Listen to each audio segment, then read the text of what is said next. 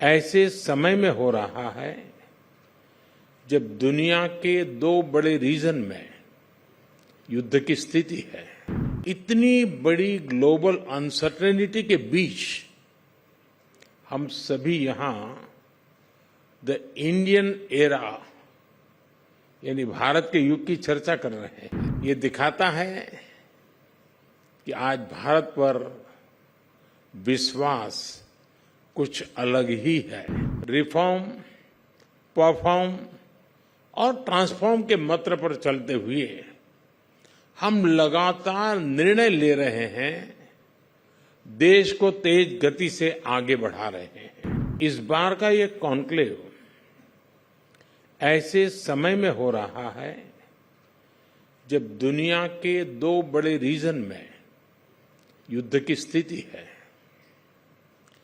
ये दोनों reason global economy के लिए और खास तौर पर एनर्जी सिक्योरिटी के लिहाज से बहुत अहम है।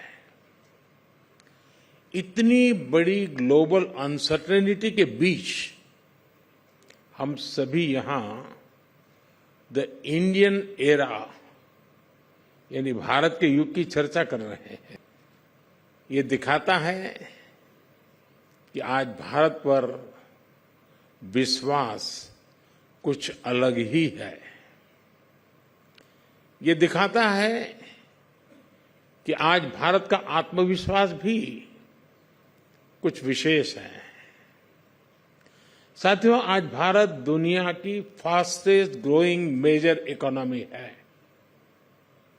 आज भारत जीडीपी के हिसाब से 5th लार्जेस्ट इकोनॉमी है। हम ग्लोबल फिनटेक एडॉप्शन रेट के मामले में नंबर 1 है। आज हम स्मार्टफोन डेटा कंजम्पशन के मामले में नंबर 1 है। हम इंटरनेट यूजर्स के मामले में दुनिया में नंबर 2 है। दुनिया की करीब करीब आधी रियल टाइम डिजिटल ट्रांजैक्शन आज भारत में हो रही है। आज भारत में दुनिया का तीसरा सबसे बड़ा स्टार्टअप इकोसिस्टम है। रिन्यूएबल एनर्जी कैपेसिटी के मामले में भारत नंबर 4 पर है। अगर मैन्युफैक्चरिंग की बात करें तो भारत दुनिया का दूसरा सबसे बड़ा मोबाइल मैन्युफैक्चरर है। भारत 2 व्हीलर्स और ट्रैक्टर्स का सबसे बड़ा मैन्युफैक्चरर है। और इतना ही नहीं, भारत दुनिया का सबसे युवा देश है। दुनिया में तीसरा सबसे बड़ा साइंटिस्ट और टेक्नीशियंस का पूल भारत में है। यानी साइंस हो, टेक्नोलॉजी हो, इनोवेशन हो, भारत क्लियरली एक स्वीट स्पॉट पर उपस्थित है। साथियों, रिफॉर्म, परफॉर्म और ट्रांसफॉर्म के मंत्र पर चलते हुए हम लगातार निर्णय ले रहे हैं, देश को तेज गति से आगे बढ़ा रहे हैं। यही वो इम्पैक्ट है जिसके कारण भारत के लोगों ने 60 साल बाद लगातार तीसरी बार किसी सरकार को चुना है। जब लोगों का जीवन बदलता है तब लोगों में ये भरोसा आता है कि देश सही रास्ते पर चल रहा है। यही भावना भारत की जनता के मैंडेट में दिखती है। 140 करोड़ देशवासियों का ये विश्वास इस सरकार की सबसे बड़ी पूंजी है। हमारा कमिटमेंट है कि भारत को विकसित बनाने के लिए लगातार स्ट्रक्चरल रिफॉर्म्स करते रहेंगे। हमारा ये कमिटमेंट आप हमारे 3rd टर्म के पहले 3 महीनों के काम में भी देख सकते हैं। बोल्ड पॉलिसी चेंजेस, जॉब्स और स्किल्स को लेकर मजबूत कमिटमेंट, सस्टेनेबल ग्रोथ और इनोवेशन पर फोकस, आधुनिक इंफ्रास्ट्रक्चर, क्वालिटी ऑफ लाइफ और तेज ग्रोथ की कंटिन्यूटी, ये हमारे पहले 3 महीनों की पॉलिसीज का रिफ्लेक्शन है। इस दौरान 15 ट्रिलियन रुपीस यानी 15 लाख करोड़ रुपए से अधिक के डिसीजंस लिए गए हैं।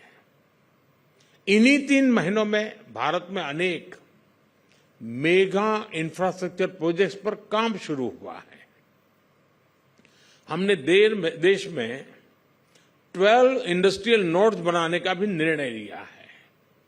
हमने देश में 3 करोड़ नए घर बनाने को भी मंजूरी दी है।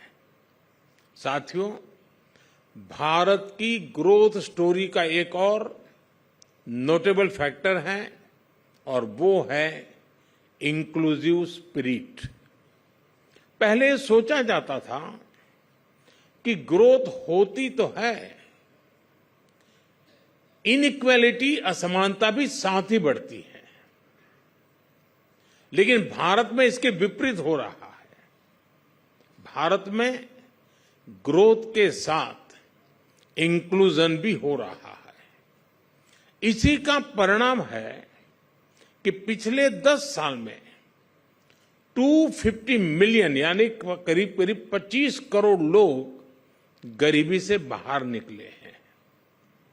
भारत की तेज प्रगति के साथ हम ये भी सुनिश्चित कर रहे हैं कि इनइक्वालिटी कम हो, विकास का लाभ सभी तक पहुंचे।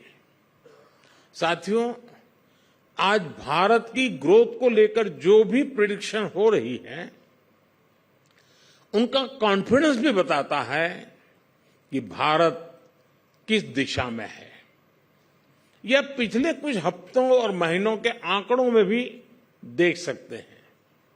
पिछले साल हमारी इकोनॉमी ने हर प्रेडिक्शन से बाहर कहीं बेहतर किया। वर्ल्ड बैंक हो, IMF हो, मूडीज हो, सभी ने भारत से जुड़े फोरकास्ट को अपग्रेड किया है।